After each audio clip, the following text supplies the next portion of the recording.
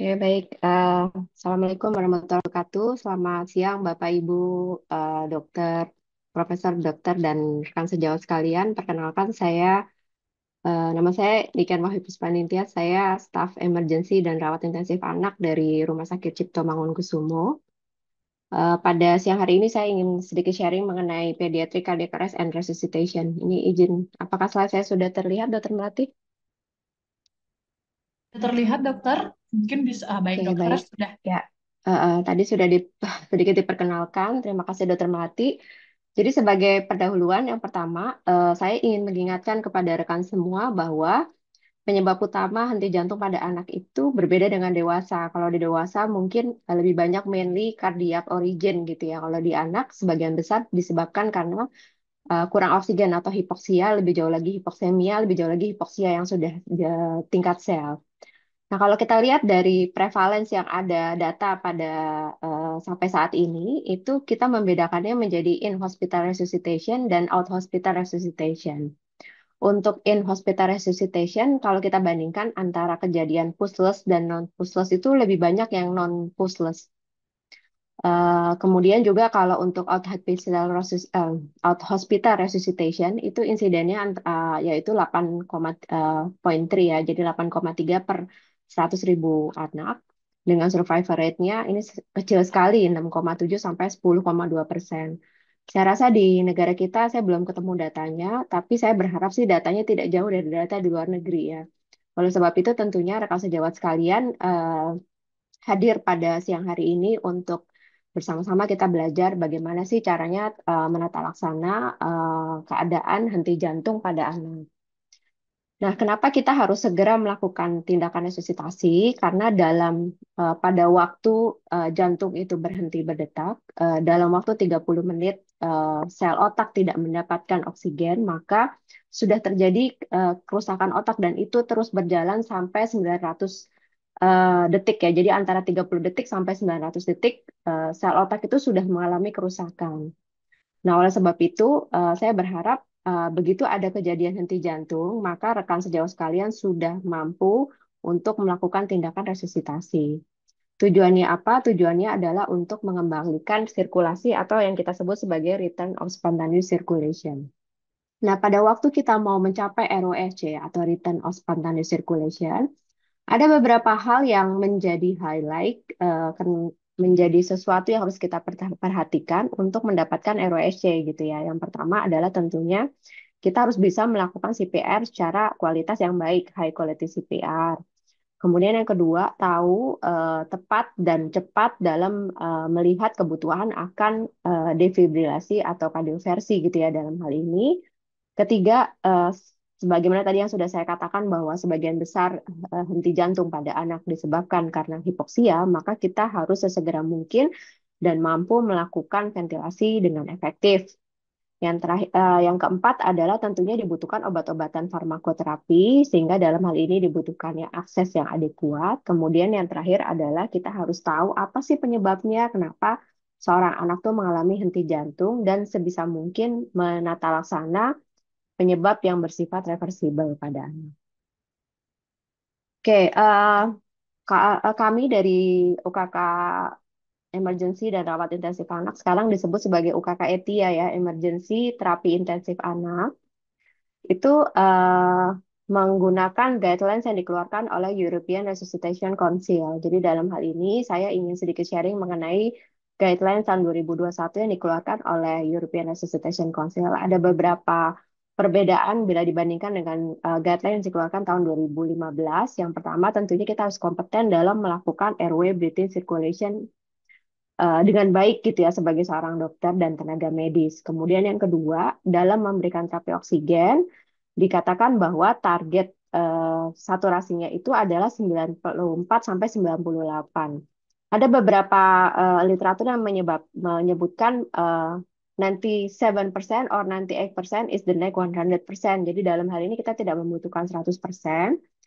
Karena sekarang sudah makin aware akibat dari adanya hiperoksia. Jadi dalam hal ini target saturasinya adalah 94 sampai 98%.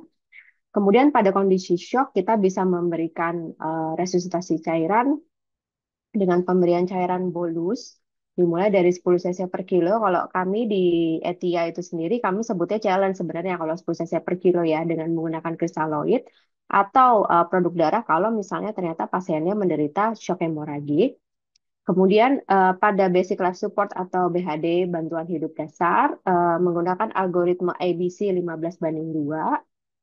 Eh, dan eh, untuk yang advanced life support maka kita eh, tentu harus memperhatikan adanya suatu penyebab atau etiologi henti jantung yang bersifat reversibel dan menata laksana sesuai dengan penyebabnya. Kemudian juga jangan lupa menggunakan back mask ventilation bagian dari advanced life support dengan menggunakan 2 orang kalau misalnya ternyata penolongnya 2 atau lebih. Dan pada kondisi di mana pasien sudah terpasang intubasi, maka diberikan bantuan nafas dan kompresi dasda yang bersifat asinkronis. Jadi diberikan ventilasi sesuai dengan usia atau kita berikan range-nya 10 sampai 25 kali per menit. Nah, ini adalah sequence dari bantuan hidup dasar berdasarkan European Resuscitation Council bahwa bisa dilihat yang pertama adalah kalau kita bisa baca sama-sama ya dari algoritma ini, pertama adalah kalau misalnya ketemu ada pasien tidak sadar, maka dimulai dari unresponsive, kita cek apakah dia respon atau tidak, sampai kemudian kita assess apakah membutuhkan adanya suatu tindakan resusitasi kompresi jantung paru dengan rasionya adalah 15:2. Di sini saya eh, jelaskan lebih detailnya lagi. Jadi pada waktu kita ketemu ada pasien tidak respons, maka kita cek dulu apakah pasiennya masih ada respon atau tidak. Jadi ada pasien tidak sadar, maka kita cek dulu apakah pasiennya masih respon atau tidak. Nah, kita menggunakan teknik AFU sebelumnya ya. Jadi dicek mulai dari alert, kemudian apakah pasiennya alert, kemudian AFU itu adalah verbal, kita panggil pasiennya, Dede, apakah kamu baik-baik aja gitu. Kemudian kita kasih rangsang berikutnya, mulai dari rangsang ringan sampai rangsang nyeri gitu. Terakhir bahwa kita kalau misalnya ternyata pasiennya juga tidak ada respon, kita akses pasiennya sebagai unresponsive. Selanjutnya tentu sesudah kita tahu bahwa pasiennya unresponsif, kita harus melakukan pendekatan hati. Pendekatan hati itu stand for HATI, H tentunya kita hubungin bantuan, tolong ada pasien tidak sadar. Kemudian A-nya adalah amankan. Jadi dalam hal ini kita harus pastikan bahwa baik korban maupun penolong berada pada kondisi yang aman. Nah, saya percaya bahwa teman-teman rekan sejawat sekalian yang hadir pada siang hari ini tentu settingnya di dalam hal ini adalah di IGD gitu ya. Sehingga tentunya kondisi amankan itu sendiri sudah eh, sudah bisa dipastikan bahwa kondisi pasiennya saat itu aman. Kemudian HAT, T-nya itu adalah tidak membahayakan pasien. Kemudian berikutnya I-nya adalah investigasi airway breathing circulation. Bagaimana caranya kita melakukan investigasi? Pertama, mulai dari airway, buka jalan nafas. Nah, buka jalan nafas ini sebenarnya bisa dimulai dengan kita sebutnya sebagai triple airway maneuver, namun kita tidak perlu melakukan ketiganya secara bersamaan. Jadi yang cukup dengan melakukan held teeth, kalau misalnya ternyata tidak terbuka juga, maka bisa dilakukan chin lift. Jadi minimal head teeth chin lift. Tapi pada kondisi di mana ada kecurigaan adanya suatu trauma yang melibatkan tulang belakang sehingga tidak bahaya kalau kita melakukan manuver sedemikian rupa, maka teman-teman bisa melakukan tindakan buka jalan nafas dengan upaya jaw thrust. Nah, sesudah kita buka jalan nafas, pastikan bahwa tidak ada hambatan buat pasien untuk melakukan pernafasan. Kita lihat apakah terdapat nafas atau tidak. Tindakan look, listen, and feel itu sudah tidak dilakukan lagi, jadi kita cukup lihat kembang dadanya apakah ada nafas atau tidak. Sesudah itu, kalau misalnya ternyata dinilai pasiennya tidak bernafas, maka algoritma selanjutnya yang bisa dilakukan oleh rekan sejawat sekalian adalah memberikan five rescue breath. Bisa dengan tindakan kalau misalnya ternyata penolongnya kebetulan tidak banyak, hanya satu sebagai contohnya, maka yang bisa dilakukan adalah dengan menggunakan teknik CE clamp. Kalau misalnya ternyata penolongnya lebih dari satu dan didapatkan adanya suatu kesulitan dalam memberikan bantuan nafas atau five rescue breath ini, maka bisa dilakukan dengan menggunakan teknik VC clamp yang nanti mungkin lebih jelasnya lagi ada di video yang nanti akan saya share melalui presentasi pada kali ini. Kemudian sesudah diberikan five rescue breath dengan teknik tadi CE clamp atau VC clamp tadi, maka VE clamp, maka nanti dilihat apakah ada tanda-tanda kehidupan atau tidak. Apa sih sebetulnya tanda kehidupan itu? Ada tiga tanda kehidupan yang harus dilihat. Yang pertama, apakah pasiennya bernafas, kemudian apakah ada batuk atau adanya suatu pergerakan gitu ya. Nah, itu adalah yang harus dinilai oleh rekan sejawat sekalian sesudah memberikan five rescue breath. Oke, terkait dengan tindakan back mask ventilation, jadi yang pertama yang harus menjadi perhatian untuk rekan sejawat sekalian adalah pertama, pastikan bahwa posisi kepala bayi harus berada di posisi inline buat anak di bawah usia 1 tahun, kemudian mungkin agak sedikit untuk menciptakan suatu head tilt itu sendiri. Jadi pada waktu kita mau melakukan back mask ventilation, kita harus pastikan bahwa ada head tiltnya dan tentunya kita harus menggunakan masker dan balon resusitasi yang terbaik gitu ya. Jadi masker itu harus menutup antara pangkal hidung sampai dengan dagu gitu ya. Kemudian menggunakan balon resusitasi yang self-inflating bag. Kemudian kita pastikan bahwa adekuat pada waktu kita memberikan five rescue breath, tahu dari mana adalah dengan melihat apakah ada kembang dada atau tidak. Ingat, waktu kita memberikan bagging atau ventilasi tekanan positif itu kira-kira membutuhkan waktu hanya 1 detik. Dan ingat bahwa kita tidak boleh memberikan hyperventilation pada waktu kita memberikan five rescue breath dan pada lebih jauh lagi pada waktu kita memberikan CPR dengan rasio tadi ya 15:2 tadi. Kemudian kalau misalnya tidak tercapai ventilasi yang kita inginkan yang dilihat dari kembang dada yang tidak adekuat, maka bisa menggunakan teknik dua penolong tadi ya, VC clamp tadi ya. Kemudian jangan lupa pastikan bahwa semuanya dilakukan secara lagi artis mungkin. Nah, pada saat di mana itu tidak bisa tercapai, maka dan oksigenasi dan ventilasi tidak bisa tercapai dengan adekuat, maka kalau misalnya ternyata di sekitarnya disediakan, tentunya kalau settingnya di IGD kan kita akan mengambil trolley emergency. Dan di trolley emergency itu sudah standarnya ada SGA gitu ya. Dalam hal ini ada LMA, supraglottic airway LMA, maka kita bisa menggunakan LMA ini atau berbagai macam supraglottic airway ya untuk membuka jalan nafas. Tujuannya adalah untuk supaya ventilasi tekanan positif yang kita berikan itu cukup adekuat. Oke, nah sekarang menjadi pertanyaan, bagaimana kita menilai seorang pasien itu nafas atau tidak? Intinya adalah pada waktu rekan sejawat menilai bahwa seorang pasien itu bernafas, ragu apakah ini bernafas atau tidak, maka kita lebih baik kita berpikir dia tidak bernafas atau bernafas tidak adekuat yang kita anggap bahwa dia tidak bernafas. Sebagai contoh adalah kasus yang saya bisa perlihatkan di sini gitu ya. Ini mohon maaf, saya menggunakan pasien. Oke, oke. Di sini bisa dilihat bahwa pasien yang pertama ini tampak gasping. Oke, ini juga salah satu contoh bahwa pasiennya gasping gitu ya. Jadi kalau ketemu pasien dengan kondisi seperti ini sudah pasti masuk dalam gasping. Ini adalah satu pernapasan gasping dan ini kita anggap bahwa pasiennya tidak bernafas adekuat sehingga masuk dalam kategori kita anggap tidak bernafas sehingga butuh diberikan bantuan nafas lebih lanjut lagi. Oke, nah kemudian sesudah tadi kita berikan five rescue breath, kemudian kita lihat bahwa ada tidaknya tanda kehidupan berupa 3, apakah pasiennya bernafas, bergerak, atau batuk. Maka kalau misalnya ternyata tidak ditemukan adanya tanda-tanda sign of life, harus sesegera mungkin diberikan 15 kompresi dada ya, yang kemudian nanti dilakukan secara simultan dengan perbandingan 15:2. Di sini bisa dilihat bahwa kalau misalnya ternyata untuk anak di bawah usia 1 tahun, maka bisa dilakukan dengan teknik arm circling. Kemudian ini pada kondisi di mana anak yang lebih besar kita pastikan bahwa airway-nya terbuka. Jadi jangan lupa tangan kiri harus melakukan head tilt sembari tangan satunya melakukan kompresi dada. Jadi pastikan bahwa posisi pasiennya berada pada posisi yang baik yang dan menunjang terbukanya jalan nafas itu sendiri.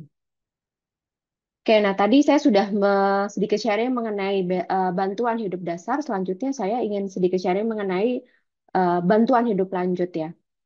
Nah, ini adalah algoritma bantuan hidup lanjut berdasarkan Pediatric Advanced Life Support yang dikeluarkan oleh European Resuscitation Council. Jadi, di sini bisa dilihat bahwa pada waktu pasien dalam kondisi tidak sadar, kemudian kita pasang monitor, dari hal ini, dari monitor itu kita sudah bisa mengakses irama dari apa yang ditampilkan di monitor tersebut gitu ya. Dan dalam hal ini kita harus bisa melihat apakah irama yang ditunjukkan itu masuk dalam kriteria shockable atau yang non-shockable. Nah, saya ingin sedikit sharing dulu mengenai irama yang non-shockable gitu. Jadi begitu diakses masuk dalam ternyata pasiennya gambaran di monitornya itu menunjukkan adanya suatu PEA atau asistol lebih jauh lagi ya, maka masuk dalam kategori dia non-shockable gitu ya. Sehingga dalam hal ini sesegera mungkin harus dilakukan CPR dan sesegera mungkin juga harus diberikan tata laksana adrenalin gitu ya, baik dengan pemberian secara IV atau IO. IO itu adalah intraoseus. Jadi berdasarkan guideline dari European Resuscitation Council, kalau misalnya sudah dilakukan percobaan 2 kali penusukan dalam waktu 5 menit percobaan, itu tidak berhasil mendapatkan akses intravena, maka rekan sejawat sekalian harus sesegera mungkin melakukan intraoseus sebagai salah satu hal yang penting pada resusitasi. Tadi saya sempat menyebutkan di slide awal saya ada 5 hal highlight dalam mencapai return of spontaneous circulation. Nah, salah satunya itu adalah pemberian obat-obatan melalui akses yang adekuat. Nah, jangan jangan sampai tidak terpikir untuk melakukan pemasangan intraoseus pada anak. Nah, dalam hal ini tentunya kita berikan sesegera mungkin adrenalin dengan dosis seperti yang tertera sesegera mungkin, kemudian dilakukan CPR minimal 2 menit, dan dilanjutkan sampai tercapainya suatu return of spontaneous circulation. Jadi sini bisa dilihat dilakukan CPR, kemudian sesegera mungkin dimasukkan adrenalin dengan dosis 0,01 miligram per kilo, kemudian diulang tiap 3 sampai 5 menit, sampai terciptanya suatu return of spontaneous circulation. Kalau misalnya ternyata kita pikirkan bahwa seorang pasien ini membutuhkan resusitasi yang lebih lama, sehingga jangan lupa rekan sejawat untuk sudah memperhitungkan sedemikian rupa dan tidak lupa untuk melakukan pemasangan intubasi sebagai secure airway yang paling adekuat gitu ya, bagian dari tindakan resusitasi itu sendiri. Nah, epinefrin ini merupakan suatu obat yang cukup penting pada tindakan resusitasi gitu ya di anak. Di sini kita lihat bahwa epinefrin ini merupakan suatu obat yang merupakan suatu vasokonstriksi bersifat vasokonstriksi yang bersifat secara sistemik, dan dalam hal ini dengan pemberian epinefrin yang bersifat sebagai satu vasokonstriksi maka terjadi peningkatan perfusi yang kita harapkan tidak hanya ke otak tapi juga ke coronary di apa pembuluh darah koroner. Dan di sini kita berikan dengan dosis 10 mikrogram per kilo atau maksimal 1 miligram single dose, dan diadministrasikan ini atau diberikan secepat mungkin ya. Jadi pada waktu tindakan resusitasi dimulai itu sesegera mungkin ambil troli emergency, buka troli emergency, ambil epinefrin yang tadinya 1:1000 dilarutkan terlebih dahulu menjadi 1:10.000, kemudian kita berikan dengan dosis 0,1 cc per kilo. Nah, sekarang kalau ditanya apakah ada tempatnya kita memberikan dosis yang lebih besar dari epinefrin dan tidak mengikuti kaedah 0,1 cc per kilo. Ternyata ada suatu penelitian yang menyebutkan bahwa kalau misalnya ternyata kita memberikan dosis lebih tinggi, itu tidak memperbaiki prognosis dari pasien itu sendiri. Dan bahkan beberapa kali dapat mencetuskan suatu kejadian myocardial dysfunction pasca resusitasi. Nah, oleh sebab itu, saran saya sih kita tetap mengikuti guidelines dari apa yang sudah dikeluarkan oleh European Resuscitation Council dengan memberikan dosis 1:10.000 0,1 cc per kilo. Oke, nah bagaimana kalau misalnya monitor menunjukkan adanya suatu irama yang shockable?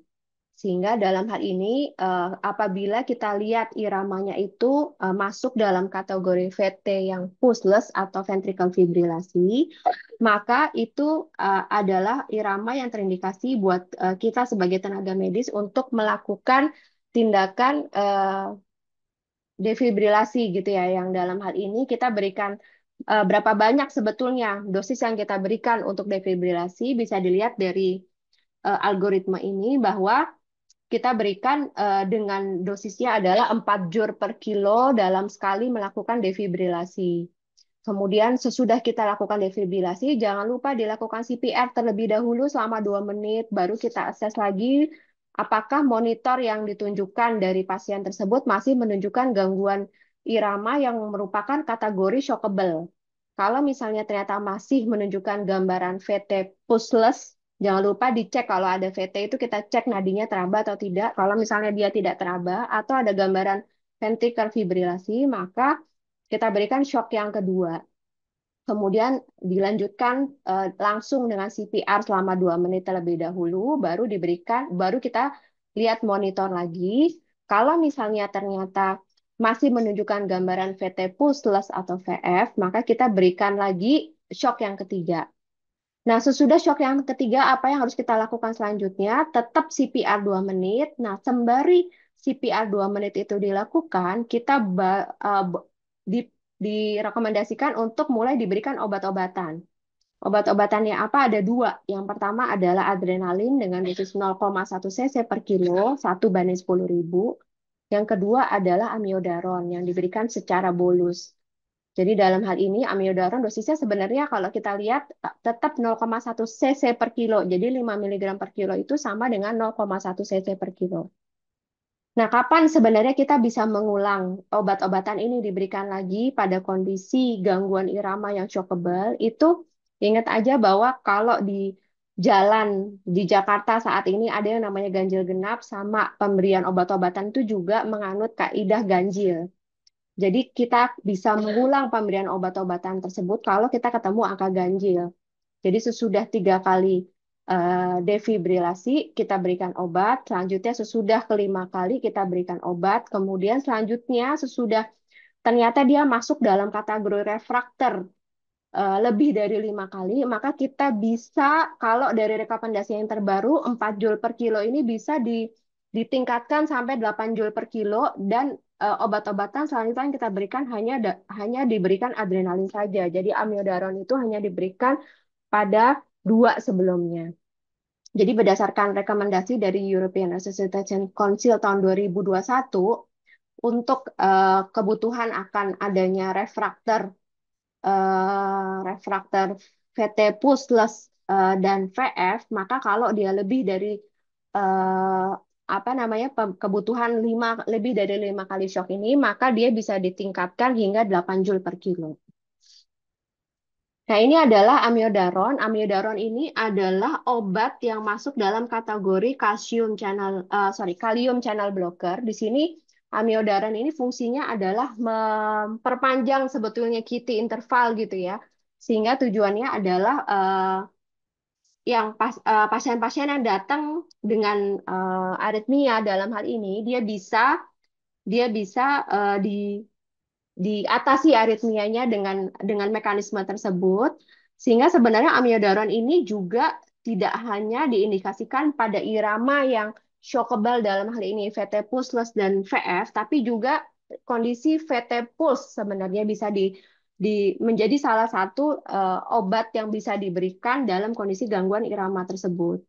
Namun demikian saya ingin mengingatkan bahwa rekan sejawat sekalian bahwa amiodaron ini harus hati-hati pada kondisi pada banyak amiodaron ini berfungsi bisa menurunkan sistemik vascular resistance index. Jadi dalam hal ini dapat menyebabkan hipotensi. Bagaimana caranya dia menyebabkan hipotensi? Dengan cara memvasodilatasi dari pembuluh darah dengan menurunkan sistemik vascular resistance index gitu ya. Kenapa sih sebetulnya Dia bisa menurunkan atau menyebabkan terjadinya vasodilatasi. Tujuannya tentunya untuk mendilatasi arteri koroner dalam rangka memperbaiki sebenarnya perfusi dari arteri koroner itu sendiri gitu ya. Dan ini diberikan dengan dosis balik lagi 0,1 cc per kilo. Nah, tadi saya sempat menyebutkan bahwa indikasi amiodaron itu ada dua gitu ya. Dia bisa diberikan dengan bolus atau diberikan dengan drip. Nah, pada kondisi apa sebenarnya amiodaron itu diberikan dengan drip? Pada kondisi di mana nadi masih teraba. Jadi tidak lain dan nggak bukan adalah tindakan atau kejadian takikardi. Jadi dalam hal ini adalah eh, takikardi VT ya, VT tapi VT-nya tuh VT yang push atau supraventrikular takikardi gitu ya. Jadi dalam hal ini kalau misalnya ternyata nadinya masih keraba, maka amiodarin bisa diberikan dengan drip 30 menit gitu. Hati-hati yang saya bilang kenapa dia mesti diberikan drip selama 30 menit karena dia bisa menyebabkan terjadinya hipotensi. Saya sebenarnya adalah orang yang agak susah untuk menghafalkan algoritma gitu ya, rekan sejawat sekalian. Namun demikian ingat aja tandanya itu adalah kalau misalnya dia masih ada nadi, maka kita harus hati-hati pemberian amiodaron, harus diberikan drip dalam waktu 30 menit.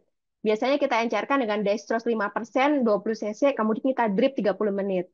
Tapi kalau misalnya dia dari awal sudah tidak ada nadi, maka yang kita bisa lakukan karena pasiennya sudah tidak ada nadi dalam kondisi VT pushless atau VF adalah kita bolus. Baik, dari algoritma itu ada beberapa hal yang bisa harus dipikirkan gitu ya, harus dilihat ini bahwa yang pertama kita pastikan bahwa tindakan resusitasi atau CPR yang dilakukan ke pasien saat itu adalah harus masuk dalam standar high quality CPR gitu ya. Jadi push hard, push fast, kecepatannya 100 sampai 120 kali per menit. Kemudian depth-nya sepertiga diameter anteroposterior, jangan lupa complete chest recoil, avoid excessive ventilation, sama jangan lupa minimal interruption. Jadi tahu dari mana minimal interruption? Tadi pada waktu kita memberikan ventilasi tekanan positif, waktunya hanya 1 detik. Kemudian antara kompresi pertama dengan kompresi selanjutnya itu nggak boleh lebih dari 10 detik. Jadi dalam arti itulah yang harus kita perhatikan untuk mencegah adanya suatu interupsi yang bermakna ya pada waktu kita melakukan tindakan CPR. Kemudian akses, jangan lupa tadi yang saya ingatkan bahwa intraoseus harus dipikirkan kalau 2 kali percobaan within 5 minutes tidak berhasil, maka harus pikirkan untuk melakukan tindakan intraoseus dan jangan lupa adrenalin harus sesegera mungkin diberikan dan diulang tiap 3 sampai 5 kali, 3 sampai 5 menit. Kemudian ya ada beberapa hal jangan lupa kalau sudah dipasang intubasi bahwa kita berikan antar kita harus menciptakan suatu asinkronis. Jadi dalam hal ini kompresi dada berjalan 100 sampai 120 kali per menit sementara ventilasi berjalan sendiri dengan frekuensi 10 sampai 25 kali per menit sesuai dengan usia sebagaimana yang tertulis di algoritma ini gitu. Terus kita juga harus memastikan bahwa etiologi-etiologi yang reversibel itu harus diakses dengan baik dan dikoreksi dan pada waktu timbulnya suatu ROSC kita harus menciptakan suatu kondisi post resuscitation care. Nah, ini adalah apa yang terjadi kalau kita ketemu suatu gangguan irama supraventrikular tachycardy. Di sini yang mesti diingat adalah yang pertama, apakah pasien yang kita temukan itu stabil atau tidak stabil. Nah, taunya stabil atau tidak stabil itu adalah berdasarkan ada tidaknya shock, decompensatory shock atau tidak. Kalau misalnya timbul decompensatory shock, maka kita harus sesegera mungkin lakukan kardioversi. Mulai dari 1 joule per kilo yang bisa dinaikkan sampai 4 joule per kilo. Tapi kalau ternyata pasiennya cukup stabil, tidak ditemukan adanya shock dekompensasi, maka rekan sejawat sekalian bisa mulai dengan tindakan vagal manuver dengan melakukan apa ice pack atau ada suatu falsafah manuver ya manuver apa modifikasi falsafah manuver atau kalau misalnya ternyata di situ disediakan obat-obatan seperti adenosin, maka bisa dimulai obat-obatan adenosin sebelum kita beralih ke kardioversi. Nah, ini adalah kardioversi. Jadi, jangan lupa bahwa defibril dan kardioversi itu dua hal yang berbeda. Kita harus menekan tombol synchronize. Kemudian kita tentukan berapa energi yang mau kita berikan. Mulai dari 1 joule per kilo bisa dinaikkan ke 4 joule per kilo. Dan ini saya ingatkan bahwa ada dua tempat peletakan pedal gitu ya. Kalau misalnya anaknya besar gitu bisa dilakukan dengan posisi anterolateral, tapi kalau anaknya kecil maka kita harus melakukan penempatan pedal itu adalah di anteroposterior gitu ya. Jadi satunya di daerah depan di daerah midsternum sedikit ke lateral, sementara yang posteriornya di antara skapula. Sementara untuk yang anterolateral itu posisinya adalah posisi yang biasa sebagaimana di dewasa juga biasa gitu ya, antro antro anterior anterior, kalau ini antero posterior atau anterolateral sebenarnya ini ya. Oke, nah ini adalah adenosin. Nah, adenosin itu sebagaimana tadi yang saya sebutkan bahwa terindikasi pada kondisi di mana supraventricular tachycardia pasien datang dengan kondisi stabil tidak ditemukan adanya suatu shock decompensated. Nah, di sini bisa dilihat bahwa adenosin ini merupakan obat istimewa gitu ya. Obat istimewanya kenapa? Karena tes tengahnya tuh sangat cepat. Jadi dia hanya punya waktu tes tengahnya 10 detik, dia sudah termetabolisme. Sehingga oleh sebab itu maka saya ingatkan bahwa pada waktu rekan sejawat melakukan pemberian adenosin, pilihlah pembuluh darah yang besar yang paling mendekati jantung. Kalau ada akses sentral, alhamdulillah pakailah akses sentral. Kalau tidak ada, pilihlah akses yang paling besar dan mendekati jantung. Dan jangan lupa pasang three-way karena kita membutuhkan bolus cairan yang mengikuti adenosin supaya cepat gitu ya. Karena balik lagi half-life-nya itu hanya 10 detik. Berapa dosis yang bisa diberikan mulai dari 0,1 mg per kilo dengan dosis maksimalnya pada waktu sekali pemberian adalah 6 mg. Oke, nah sekarang bagaimana bradykardi? Di sini juga ada perbedaan dengan dewasa, oleh sebab itu saya highlight di presentasi saya. Jadi mainly bradykardi itu disebabkan karena hipoksia, tidak sebagaimana di dewasa. Mainly bradykardi pada anak adalah hipoksemia, karena kurang oksigen. Oleh sebab itu sebetulnya obat bradikardi pada anak tuh pada dasarnya hanya oksigenasi yang baik. Jangan lupa kita monitor EKG. Kapan kita bisa memberikan atropin, sulfas atropin itu hanya diindikasikan kalau kita yakin bahwa penyebab bradikardinya adanya suatu refleks vagal, jadi peningkatan tonus vagal. Kapan sih sebetulnya tonus vagal itu meningkat? Kapan kita curiga adanya suatu refleks vagal? Nah, itu pasti selalu ada insult gitu ya. Bisa dia pasien baru pasang lepas NGT, baru intubasi ekstubasi gitu. Itu bisa mencetuskan vagal refleks. Nah, oleh sebab itu tidak semua bradikardi itu harus diberikan sulfasatropin, hanya pada kondisi di mana kita curiga pasiennya menderita vagal refleks. Oke, ini saya sedikit sharing mengenai video yang kami buat di RSCM. Semoga bisa memberikan gambaran kepada rekan sejawat sekalian bagaimana sih sebenarnya tindakan resusitasi itu dikerjakan. Selamat menikmati. Adi, Adi, Adi, tidak berespon, panggil bantuan. Selamat pagi, saya Suster Budi dari Gedung Tiara, lantai X, kamar 10. Terdapat anak tidak sadarkan diri atas nama anak Adi.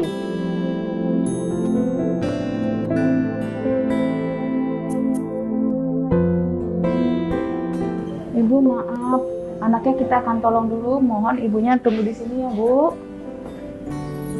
Silakan Bu, tunggu di sini ya.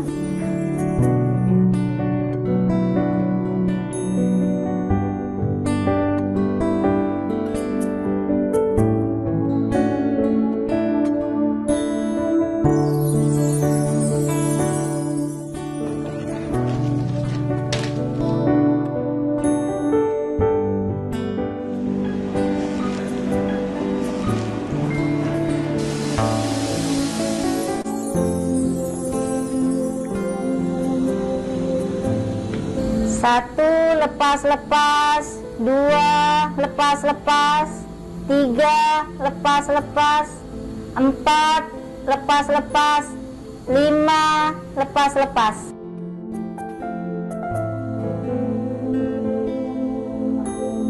Tolong pasang resus dong. Oke, Kak.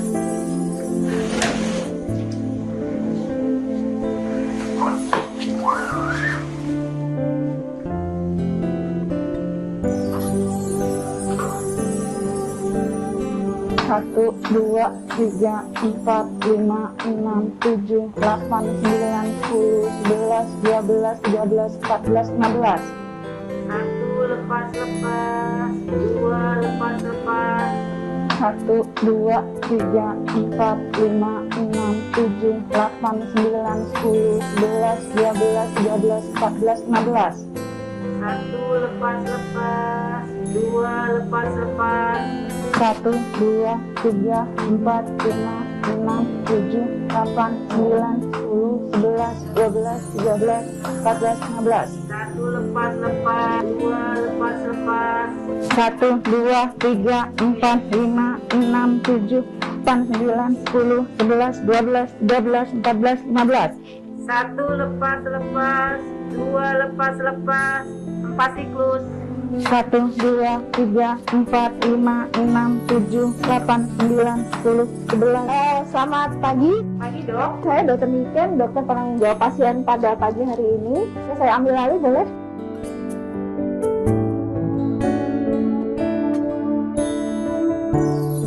Boleh saya minta data pasien ini, Kak? Pasien ini anak usia 3 tahun dok, terdapat Ya. anti nafas dok. Sudah dilakukan RGP 5 siklus dok. Oke. Minta tolong pasang monitor, pasang kateter urin, infusnya bagus nggak, Kak? Infus bagus dok, lancar. Oke. Ganti RL. 1 lepas, 2 lepas, siklus 4. Monitor terpasang. Apakah gambarannya, Kak? PT dok. Cek nadi, ambil alih RJT, siapkan Devit, lanjutkan resusitasi jantung paru.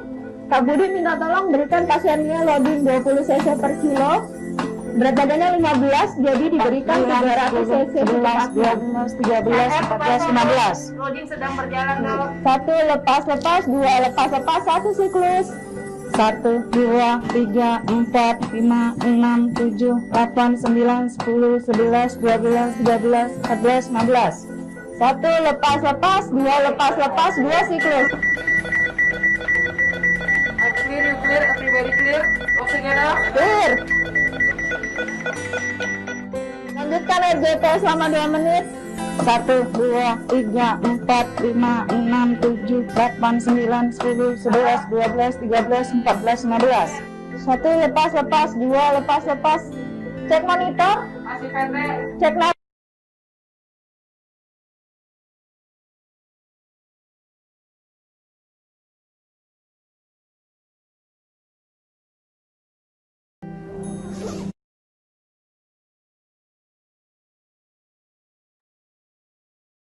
Oke, baik.